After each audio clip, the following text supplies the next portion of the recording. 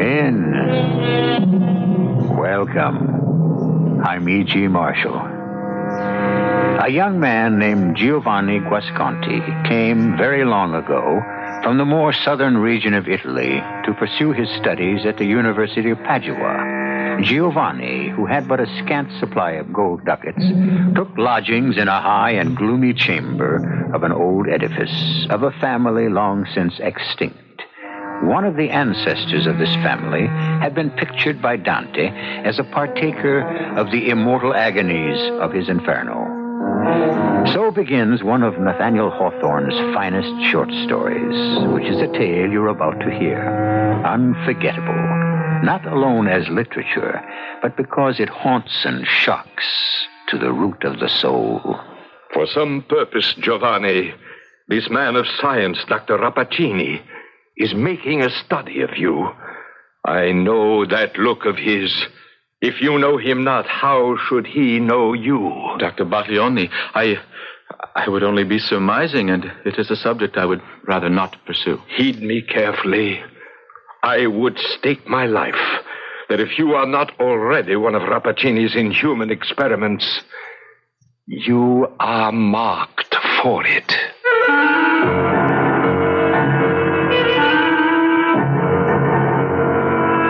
Our mystery drama, The Kiss of Death, was adapted from the Nathaniel Hawthorne classic short story, especially for the Mystery Theater, by Ian Martin, and stars Kurt Peterson and Patsy Bruder. It is sponsored in part by Buick Motor Division. I'll be back shortly with Act One.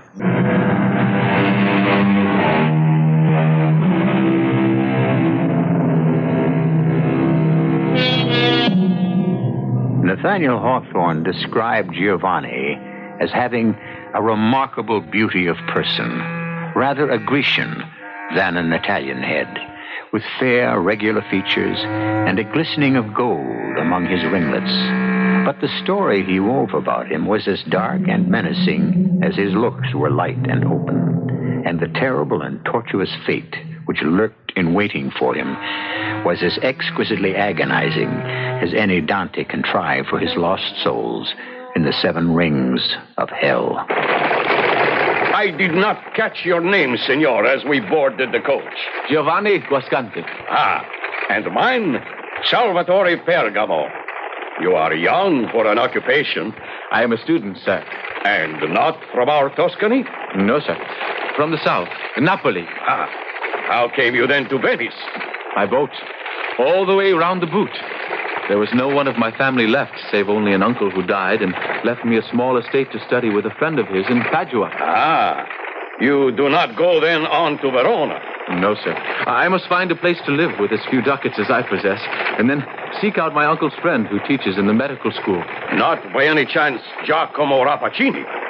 No, I do not know that name. Ah, so much the better for you.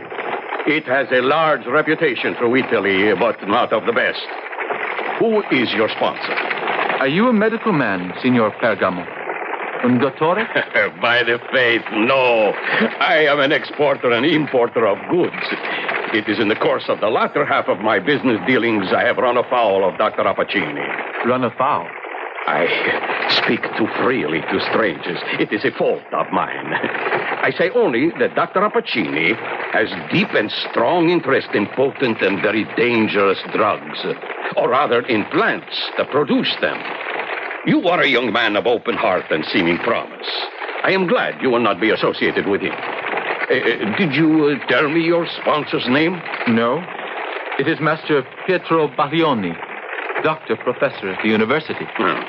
Where do you stay in Padua? I have no idea. Not with Il Dottore Baglioni? Oh, no. He was a friend of my uncle's, but only a distant acquaintance of the family. I would not have him beholden to me further. Perbacco, I like you, boy. You have a good heart and an ease of manner that bespeaks you well. Here. There is in Padua an old nurse from our family who came into some property in a large house. Here is her address and a note from me. I am sure Dame Elisabetta Falcone will settle you comfortably and within your purse. Had I a son, I cannot think of quarters where you could be better or safer lodged.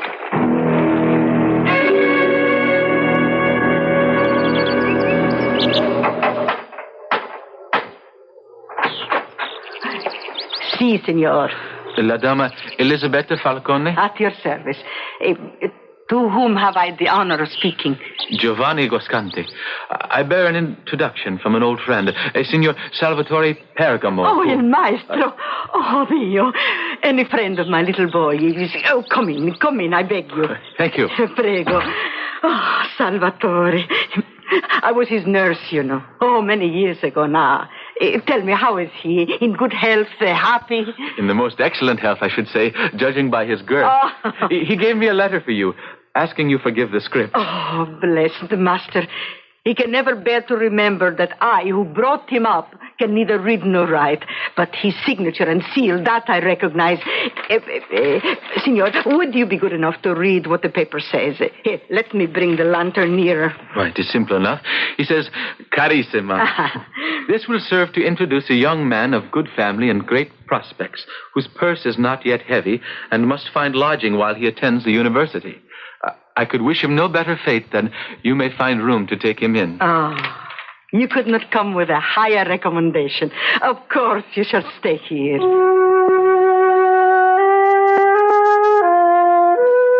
I followed her up the curving marble staircase. The ceilings and walls finished in great old frescoes, the paint now molding and peeling from the walls.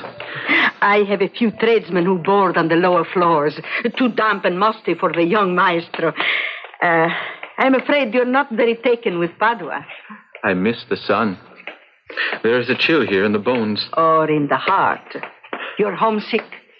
I have no home left.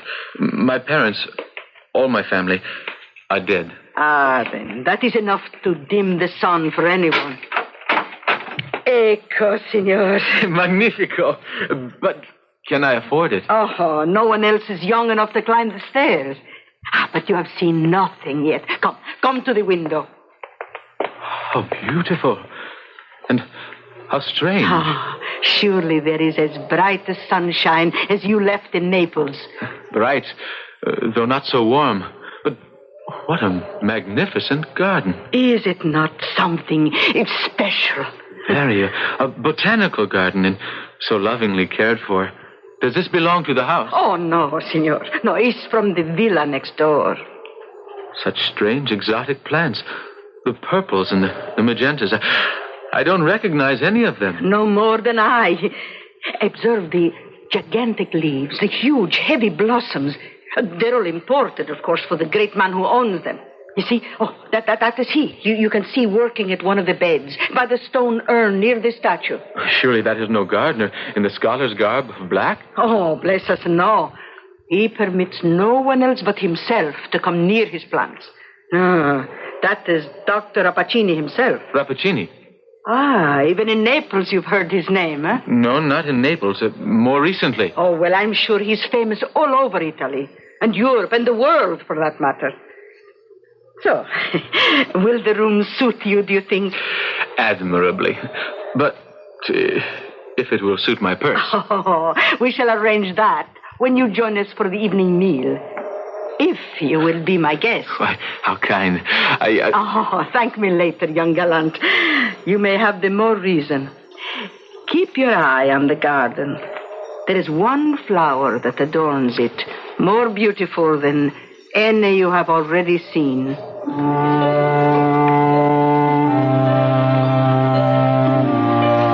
The strange, eerie beauty of that garden below held me spellbound. I watched the tall, emaciated figure of the doctor tend his garden, so intent on his ministrations that he was oblivious to all else. Not an herb or a shrub escaped such a scientific and minute examination that it seemed as if he were looking into their innermost nature. And yet, he avoided inhaling their odors or actually touching them, and walked among them with a caution that suggested a man walking among malignant spirits. Obviously, he was not the one who cultivated them. I was just wondering who did, when... Beatrice! Beatrice! Here I am, Father. Are you in the garden? Yes, and I need your help. I'll be down in a moment. Now I knew what Dama Falcone had meant when she said I had yet to see the garden's most beautiful flower. For brief as the glimpse I had had of her, this was the most radiant, the most vibrantly alive woman I had ever seen in my life. What is it, Father? Our chief treasure. It needs more care than I dare offer in my shattered state. I'm afraid you must take it over as all the others. Gladly. You know how I love them all. But this one... Oh, yes, I am talking to you, my sister. It shall be my task to serve you. And in return, you shall reward me with your perfumed breath, which is the breath of life to me. Never let her languish. She is my greatest triumph. And if truth be told, more than the breath of... What is it, Father? Something wrong? No, nothing wrong. Come, the hour grows late, and the night air is not kind to my chest these days. Was the sickly, somehow menacing Dr. Rappaccini merely finished with his garden inspection? Or had he somehow spied me in the evening shadows of my lattice window? A bell sounding below took me away from my speculations, and I quickly descended to supper. So, all is settled to your satisfaction, and you desire to take the room? I already feel at home, if the agreed-on sum is enough. Oh, more than enough. I promise you I shall not be a roisterer. In fact, I anticipate spending a great deal of time in my room above that magic window. I take it you have already seen its richest bloom. Yes, just before supper. Signora Falconi, how can I gain an introduction to her? Do you... Oh, the Rappacinis are far above my head. For all my villa is next door, they might live in another world. But surely the great gentleman at the university, Dr. Baglioni, to whom you bear a note of introduction, will know his fellow doctor. Of course.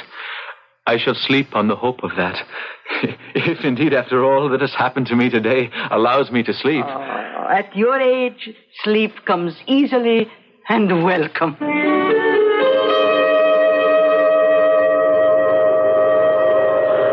When I awoke, I had overslept and was bone-weary from my travels and my new environment. But I was brought to immediate life by the sound of a voice already adored outside my window. Father, must you leave so soon? I have a lecture at the university. Is all well with you here? Of course. I have been tending my sister. See how she lifts her head today since I've fed and nourished her. All velvet and sheen and rich and glimmering like the most precious of stones. You breathe a new life on it. As it does on me. You are the richer by far. If either of us are, what would we have without each other? You are lonely, Bellissima. For a little human companionship. Quite right. I must provide you some. But how? We could have a ball or a dinner party. No. Not in this house. This house, no. I know since Mother has gone you have become a recluse, but it is changing. It is time to think of me. I know, and I promise I shall. But it is not a simple matter. I can wait, but not too much longer. I promise you, you shall not have to. I felt guilty eavesdropping from my window, but my heart cried out to have Beatrice as my own, and somehow my mind cried out as loudly to forget her, to run, to leave while there was still time. Time for what? And then, suddenly, I realized what was so strange about the garden. All about me, outside it, in other trees, the birds twittered and swooped and lived their lives. But in the garden of my loved one, no bird lived, and no bird sang.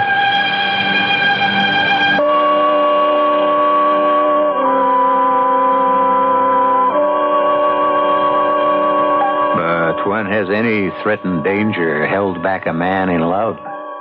And what danger could lurk in a garden of luxuriant and healthy flowers and shrubs? That Giovanni is about to find out and refuse to believe until the ultimate truth is too undeniable. I shall return shortly with Act 2.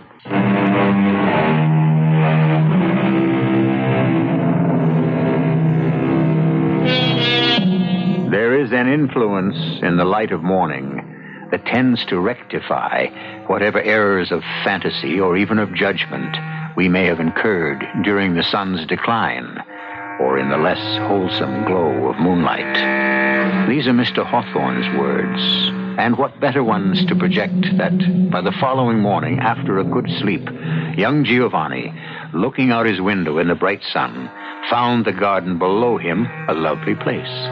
It was time to present himself at the university and to meet his sponsor, Il Dottore Baglioni. So, you wish to study medicine, hmm? I wish to provide myself with a livelihood, since my patrimony will soon be exhausted. Oh, frankly spoken again. I like you. I think we might make a doctor of you yet. Report to me tomorrow at the hour of 6 in the morning. Now, you say you are settled with somewhere to stay? Yes, sir. At La Dama Falconi's house on the Via Eletto. Is that near Il Dottore Rappaccini's house? Yes, the very next villa. I have been given to understand he is a man of considerable renown. Yes, the name is known. I had gathered more than that. Even famous? Rappaccini. A brilliant, an amazing man.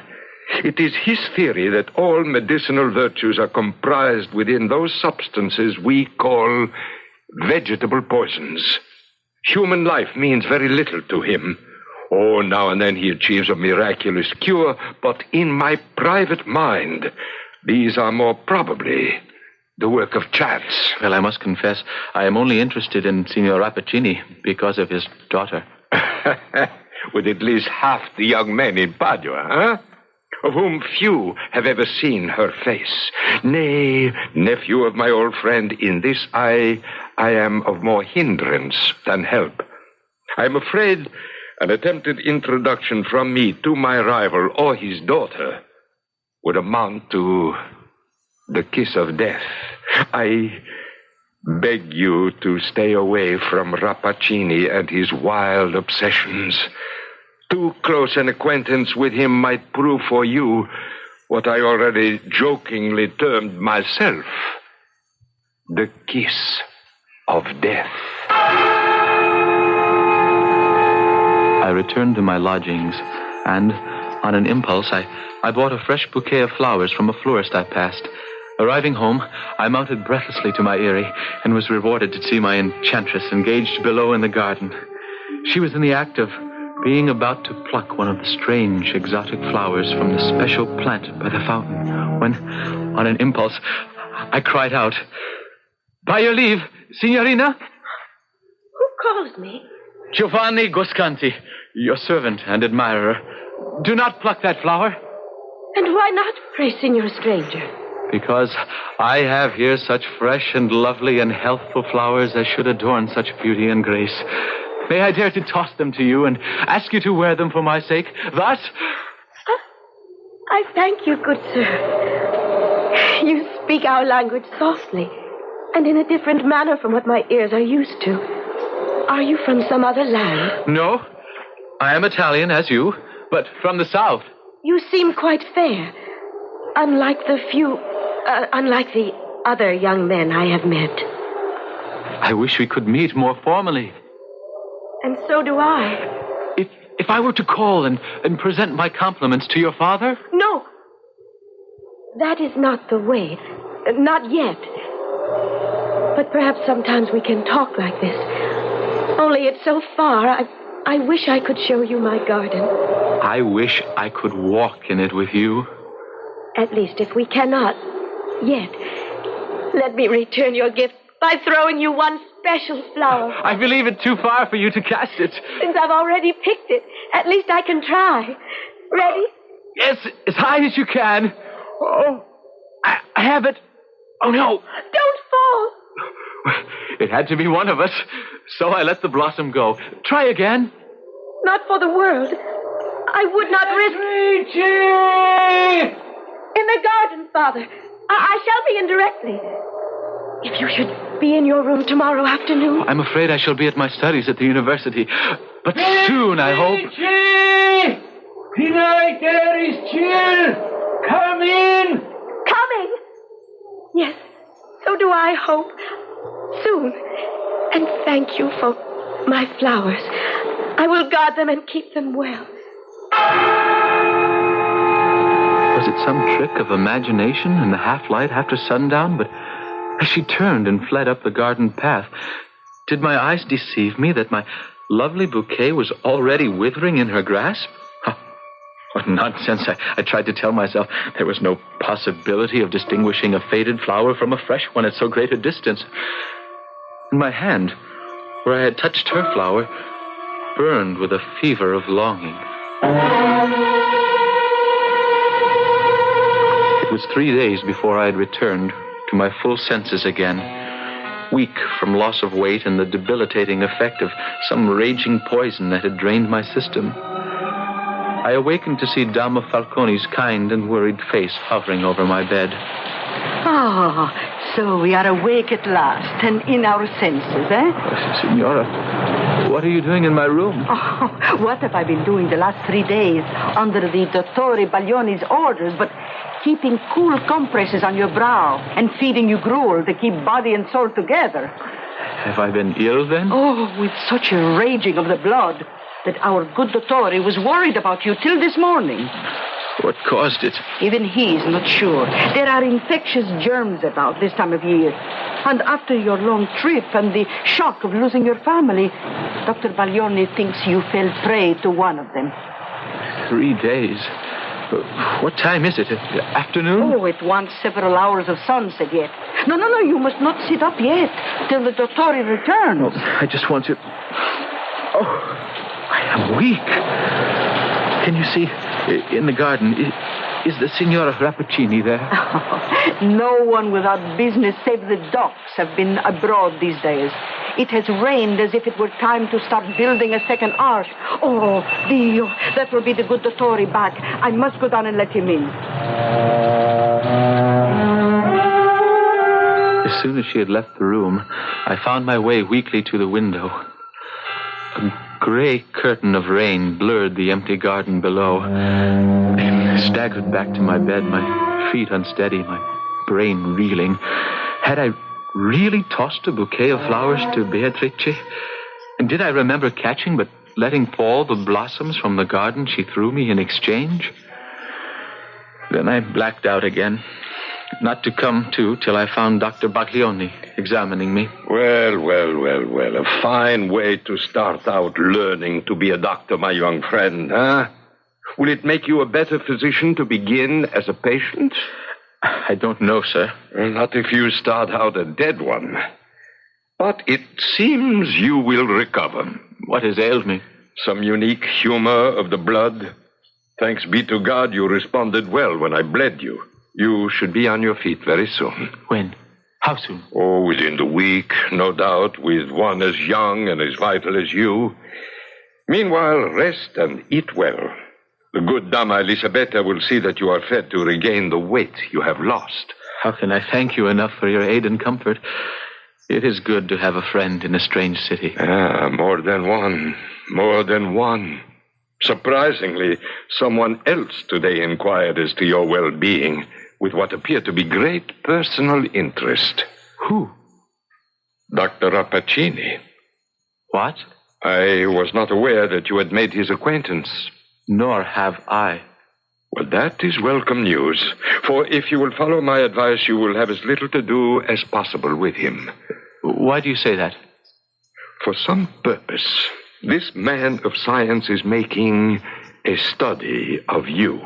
I know that look of his. I have seen that cold illumination as he bends over a bird, a mouse, a butterfly, which, in pursuit of some experiment, he has killed by the perfume of a flower. Now, if you know him not, how should he know you? I would only be surmising, and it is a subject I would rather not pursue. And an acquaintance you had better not either. For, heed me carefully, Signor Giovanni, I would stake my life that if you are not already one of Rappaccini's inhuman experiments, you are marked for it. By the next morning, as I awoke refreshed and feeling myself... Buongiorno, Signor Guasconti. Buongiorno, Dama Falcone. Oh, out of bed, naughty boy. I bring you your breakfast to eat in bed. Oh, I have it here by the window. Now, you must eat everything and not allow the attention to wander. Oh, I will eat. I am famished. Oh, for food or for a sight of Rappaccini's daughter? I suppose nothing escapes that sharp eye of yours, Mother Falcone. Not much. Or my ear. Oh, I think I could have told that doctor what ailed you better than he. What? I heard you and the signorina talking from the window. I think you are taken with a disease of the heart, no? Beatrice. Yes, but it is hopeless, I'm afraid. If only I could meet and walk with her in the garden. Well, there is a private entrance into the garden from the street. A private entrance to Dr. Rappaccini's garden? Shh, not so loud. Almost any young man in Padua would sell his soul or his birthright to be admitted among those flowers. You may have what little I have if you will show me the way. Oh, Tosh, I want nothing from you. No, I have been well paid already. And here is the key. I give it to you in return for one thing only. What? Name it. You are pale as a ghost and thin as a rail. Mangia, signor, so you don't scare the girl half to death.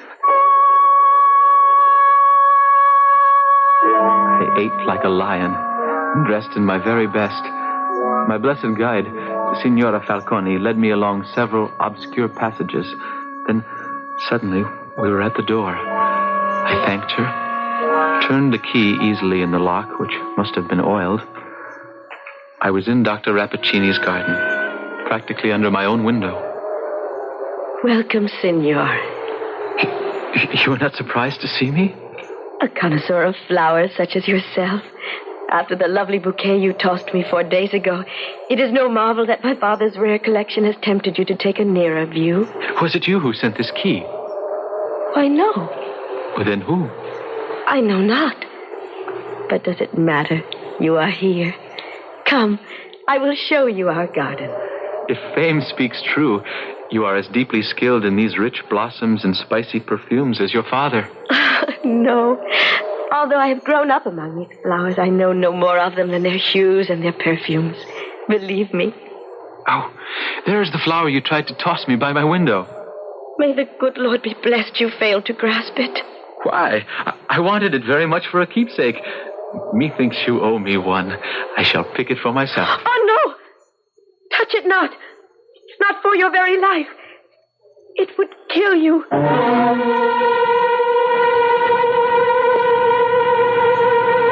Hiding her face, Beatrice rushes from him into the house, and his eyes following her, behold within the shadow of the entrance the emaciated, ominous figure of the black-clad Dr. Rappaccini. I'll return with Act 3.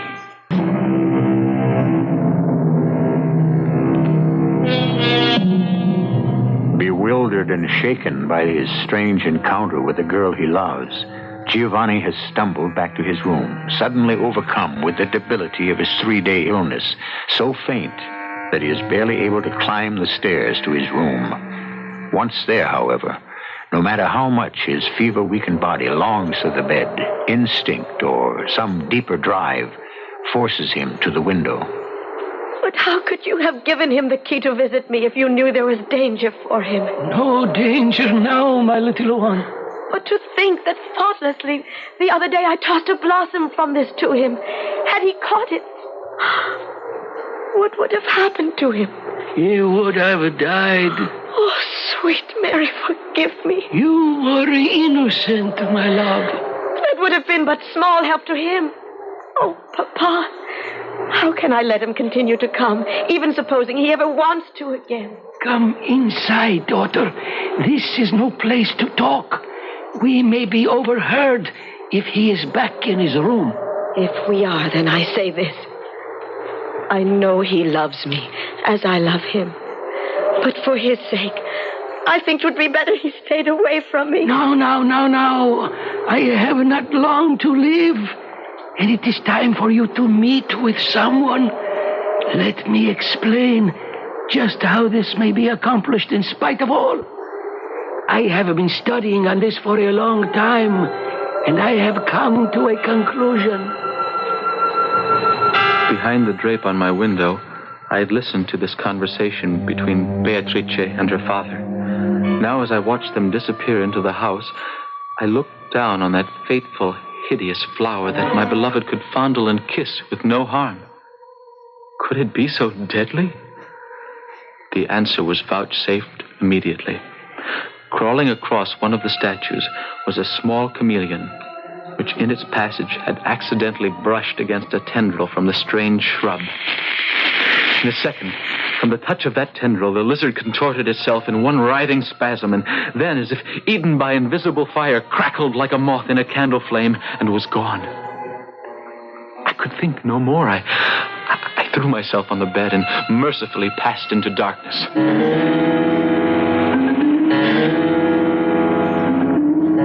Good morning, my young friend.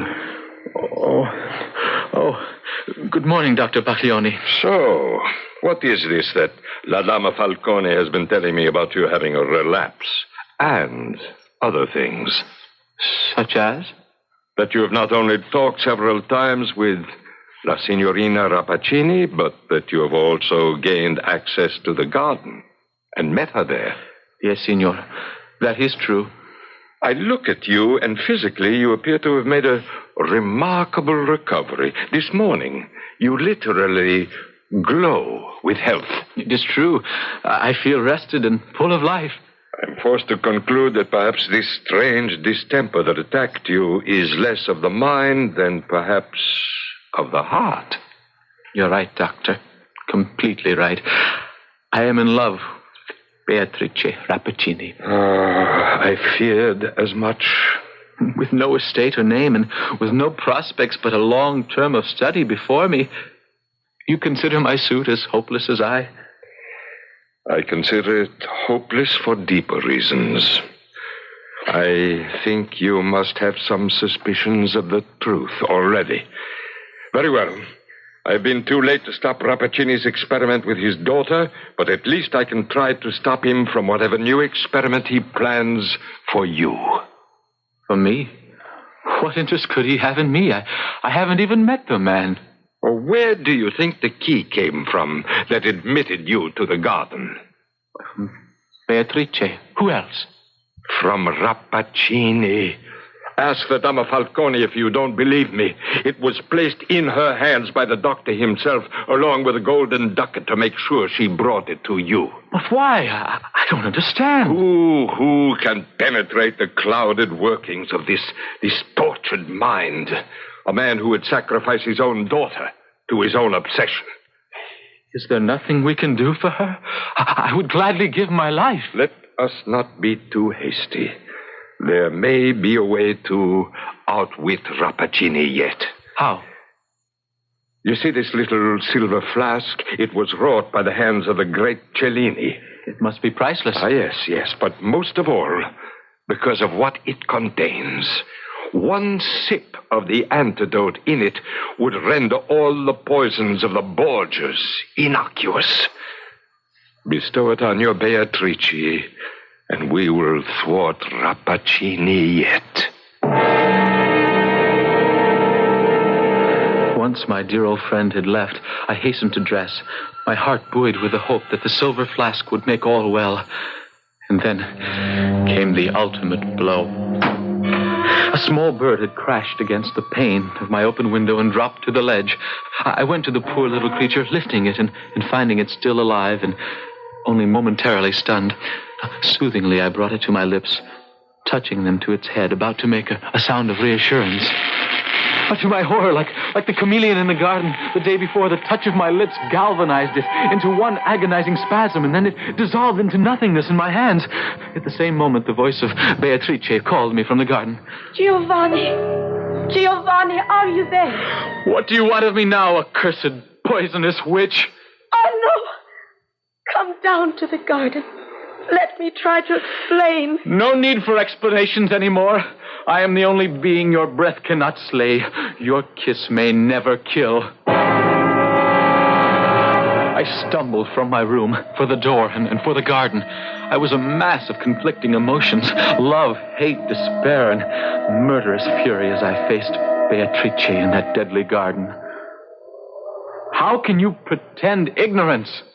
Shall I prove the power I have gained from the pure daughter of Rappaccini? No proof is necessary. So you admit you have cast your poisonous spell on me.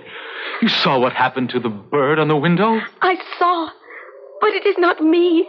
Believe me, it is my father's fatal science.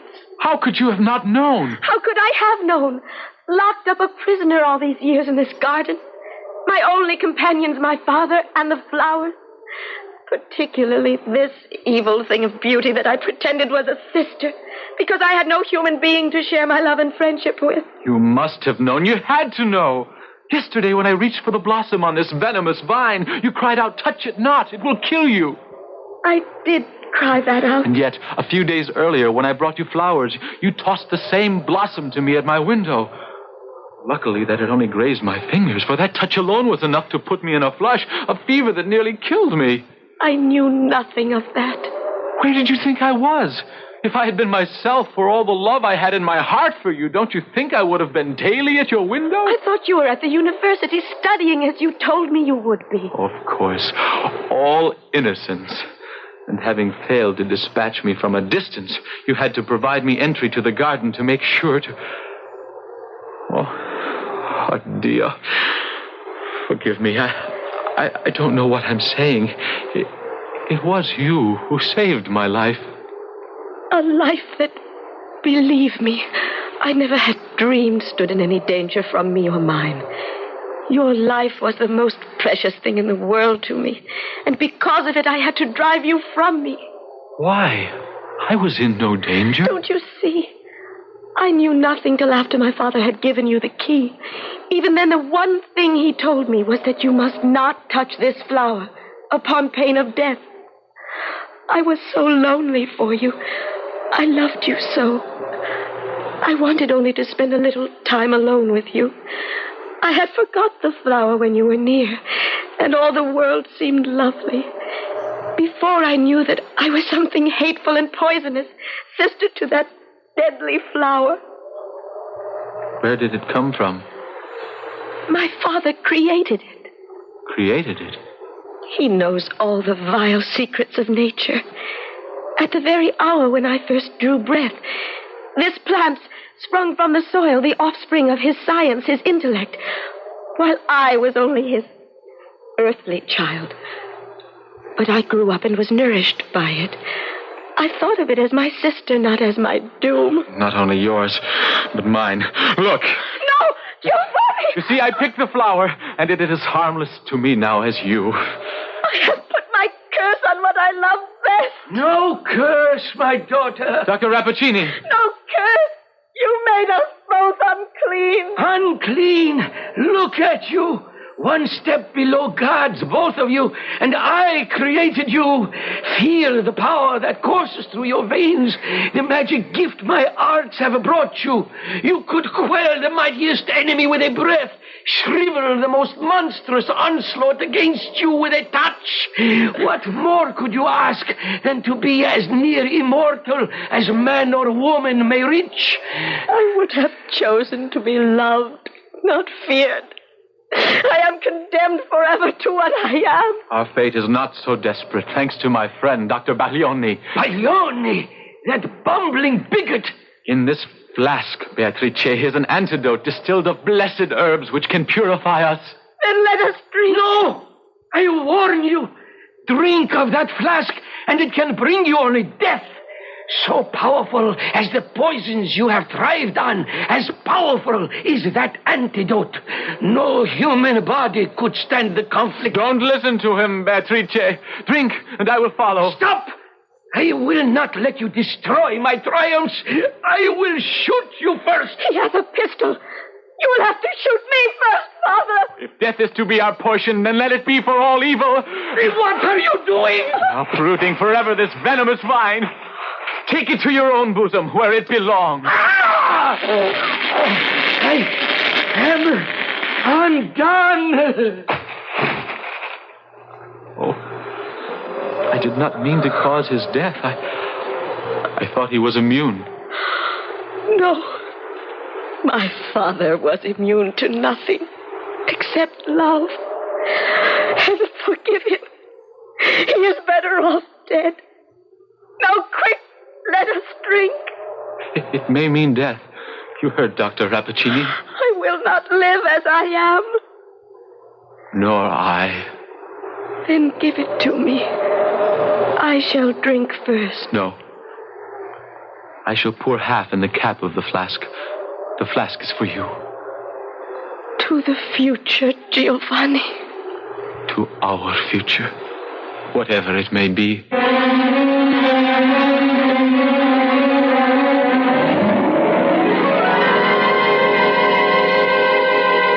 What future did these lovers find?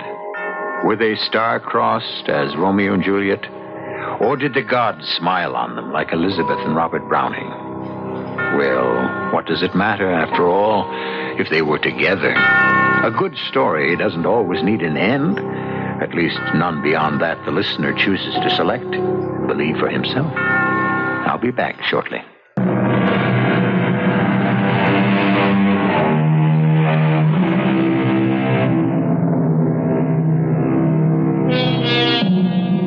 Do I hear some murmurs of dissatisfaction with the ending? Then let us make a confession. The story, as you have heard it, does not end exactly as Nathaniel Hawthorne wrote it. If you must have an ending to this dark tale, you can read his solution. We can only say we thought poor Beatrice and her unlucky lover Giovanni deserved a better fate, dead or alive.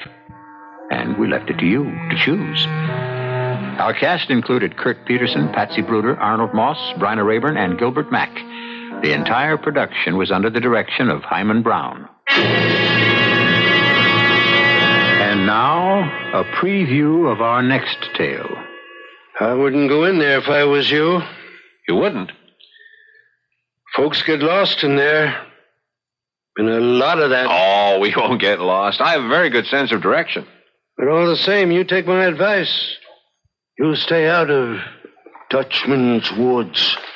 See, Ronnie? Oh, that's ridiculous. We can take care of ourselves. We're not going to get lost. Nobody aims to, of course. Folks do it, though. Now, I was going to ask you if Mrs. Griffin, Sarah, would be willing to put up a picnic lunch for us. Oh, she'll fix you up something for lunch. No trouble about that.